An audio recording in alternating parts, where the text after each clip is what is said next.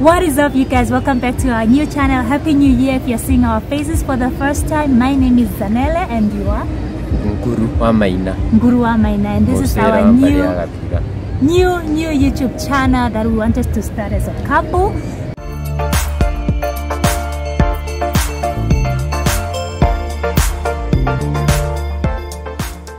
Disclaimer, we are not financial experts, right? Yeah, we are just trying.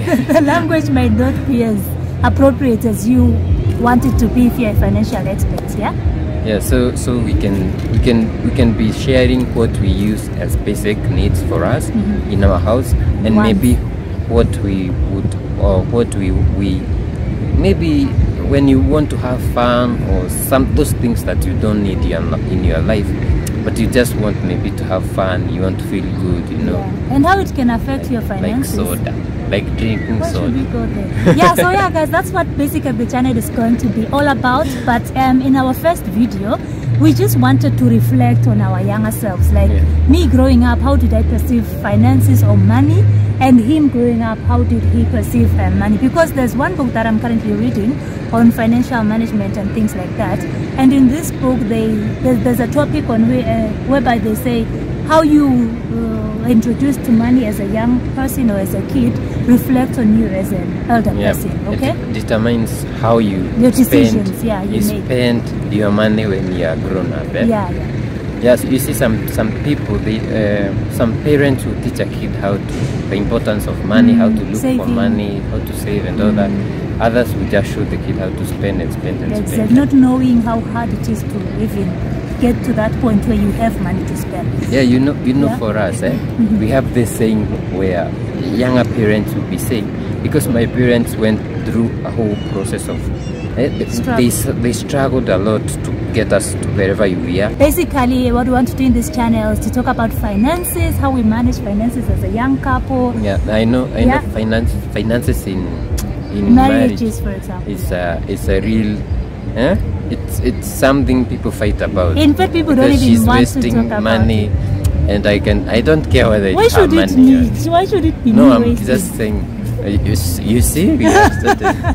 Oh, I'm wasting money, or she's wasting money. Yeah, and the minute each one of us point it out, it feels like you are minding money. You're wasting money because you're not thinking about tomorrow. You want to think about today and all that. You don't care about the future. So yeah, guys, we wanted to take you along in our new journey. Not a new journey, really. It's something that we've been undergoing, but within our household, really. But we wanted to talk about it openly and hear your views on how you manage your finances, and maybe learn from your experiences as you learn from our experiences, right? Yeah, and also we can talk about you know, there are things which are basic necessities. There are those which are we have basic and I don't want my kids to undergo the same thing. So you spoil them. Yeah. Exactly. Now that's where the spoiling comes in, right? Only to realize you're ruining the future. You have already ruined the kids. So when they grow up, they don't know how to hustle.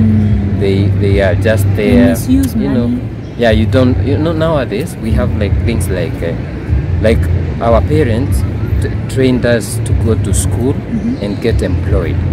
But after some of us got employed, they ruined their kids. But some of us never got employed, and we had to start hustling. So we have to teach our kids how to create employment rather than getting employed. And imagine learning how to create your own employment at an older age, how difficult it is starting a business without the experience of, you know, even going.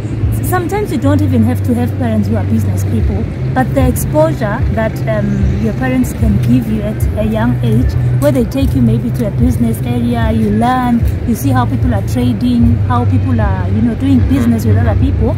It can even change the way you perceive business and, you know, how to become a business person, right? Yeah. So I think we will start with you. How was your growing up in money? Okay, growing up myself, we didn't struggle financially, that is one thing for sure. My dad used to have his roles when it comes to money. What my parents did, they used to divide financial roles. So my mom used to know that when it's anything that has to do with food, household needs, it's her duty. But my dad now used to manage, or used to take care of the school fees, the bigger things, really, when it's fuel for the car, when it's other expenses that are much bigger than just food and household needs. That was his role. So now growing up myself, I was Spoiled. I was spending much time with my mom. So when it's shopping, I used to go out with her. We'd go drive to the supermarket, go do some shopping, you know. So for me, I never saw her struggling financially. And you grew up thinking that money is for shopping. Maybe I can say that. So I grew up knowing that when it's month end or weekend, my mom will take me to a supermarket. She does her shopping. On the side, she'll buy me whatever I've asked for, you know. So it was really, you might call it spoiling, but I don't want. Then being a last born, you cannot call that spoiling, because it's a must that your mom spoils you when you're the last born. Especially where I come from. I'm a Swazi for those who are new to our faces, and he's a Kenyan. So yeah, you guys, that's how my experience with money was as a kid. When I asked for money, by the way, one thing for sure that you can call spoiling is the fact that waking up and not feeling like going to school that morning, I would what do you call it? Money. Not even ask, not even bribe. Ile ya ku, yani how do you even call it? That the one that you are forcing your parent to give you a reward to go to school. Like ilikuwa mama sitaki kwenda shule, so give me money for snacks so that I can go. Unaona? Then I used to go to a separate school than my siblings, so she would always feel like she has to make me go by force. Unaona? So money was the way that she would ask me, oh, please go today. Unaona? So if in case I can so say that she's reluctant in yeah, something like that really. So I think for my case it was more of spoiling when it comes to money. How was your experience? Okay, according to me, you know, my dad had a lot of kids, and my mom was a really hardworking lady. She still is, and my dad still has the kids. But you know, he had to raise out these kids with not so much amount of money because she was employed as a teacher. So we used to follow our mom to the farm, where we would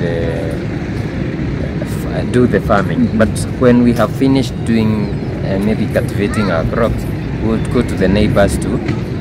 We call them janta, like we work for them and we get paid. They kind of measure a 10 by 10 steps area. When you do that, you get like 5 shillings or 10 shillings. So with that money we used to save, and I remember myself buying some second-hand clothes. So we grew up like. So was that a conscious decision, or you just? Okay, I think it was. Oh, you were taught. I was taught, because now my siblings are doing that. My mom taught them to do that. So for me, even today, spending money on leisure is very difficult.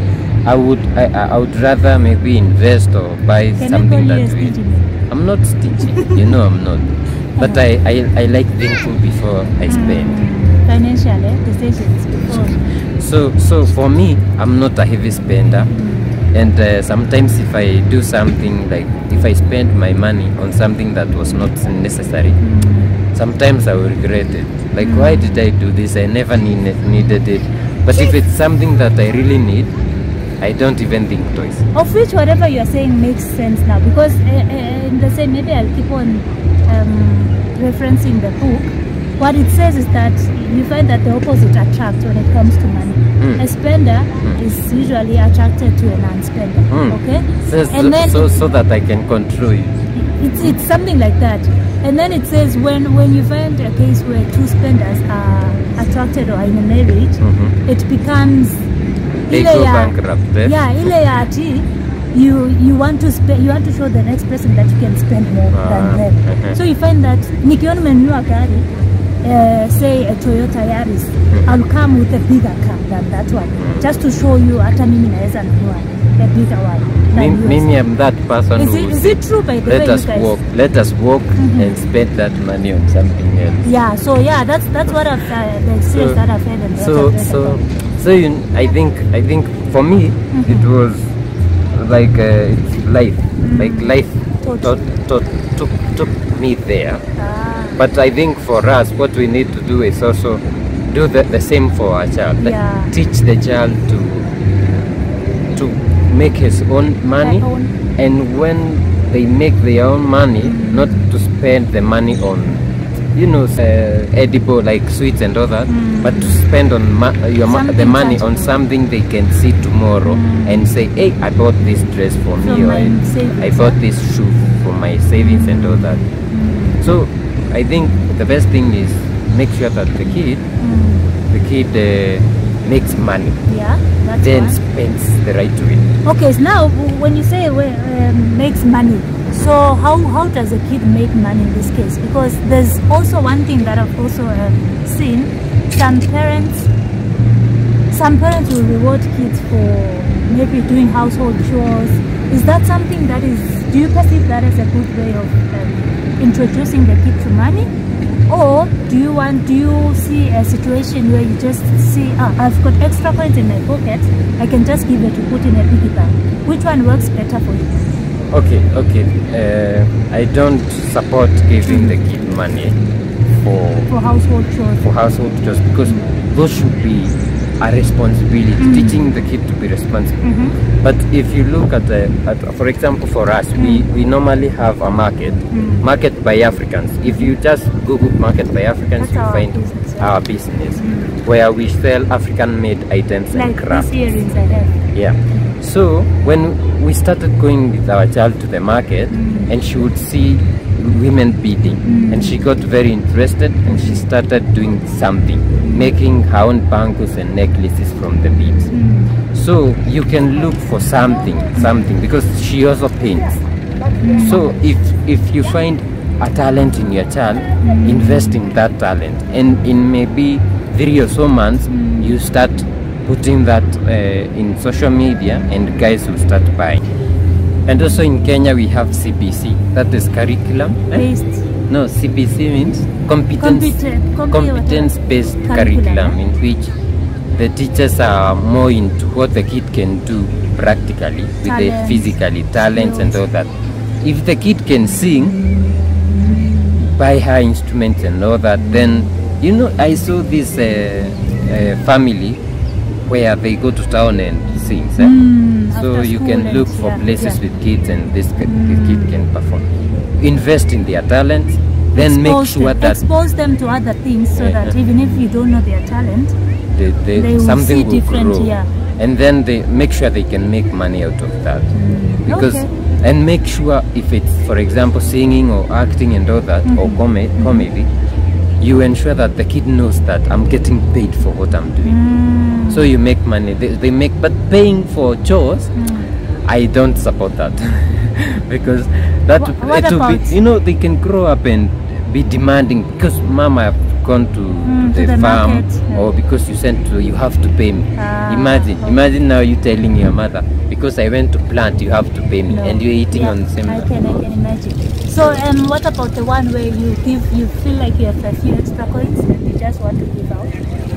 No, I think you can put in the piggy bank where they save without their knowledge. Yeah. Okay. So they will never know that you added. They will just think it's from my own savings. Savings, because they are used to putting things. Okay, I think that makes sense. So yeah, guys, this is basically some of the things that we'll be talking about. You never know, it might even come to your family and ask you are going to tell us, you know, as a couple or as a single mother or single father with a kid, or just you as a person, also as an individual. Comment, write in the comment section whether you, as a couple, you've sometimes fought because of, you know, spending habits. Can you even avoid that in marriage? Yeah, maybe you can. Yeah, maybe once you are so well vested into these things, you are good to go, right?